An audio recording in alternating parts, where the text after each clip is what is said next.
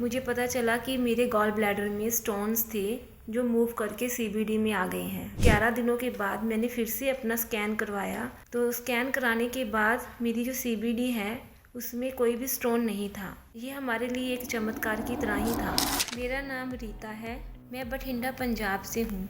आज से 1 महीना पहले मुझे पता चला कि मेरे गॉल ब्लैडर में स्टोन्स थे जो मूव करके सीबीडी में आ गए हैं। तो हमें डॉक्टर ने उसी टाइम इंडोस्कोपी के बारे में बोला कि इंडोस्कोपी करा के आपको गॉल ब्लैडर रिमूव करना पड़ेगा। तो हमने आयुषी शुक्ला जी से बात की। आयुषी शुक्ला जी ने मुझे गाइड किया और उन्होंने जैसे मुझे गाइड किया मैंने उसी तरह से ही किया। उसी तरह से फ्रूट्स खाए और लगभग 11 दिनों के बाद मैंने फिर से अपना स्कैन करवाया। तो स्कैन कराने के बाद मेरी जो सीबीडी है उसमें कोई भी स्टोन नहीं था। ये हमारे लिए एक चमत्कार की तरह ही था। उसके बाद मेरे में को इससे पहले ऑर्थराइटिस के भी पेन होते थे, कभी जॉइंट में, हैंड के जॉइंट में और कभी शोल्डर के जॉइंट में। ऐसे पेन मुझे लगातार आ रहे थे पिछले 2-3 महीने में। मैंने उसको लाइटली ले रखा था, लेकिन जब मैंने ये फ्रूट डाइट करी तो मेरे वो सारे पेन भी एकदम रिलैक्स हो गए, कोई पेन नहीं आया। और साथ ही मेरी स्किन में भी बहुत चेंजेस आए, मेरा मन भी बहुत शांत हो गया और मुझे बहुत अच्छा लग रहा है इस फ्रूट्स को खाने के बाद। आयुषी मैम के सेशन में जाने के बाद मुझे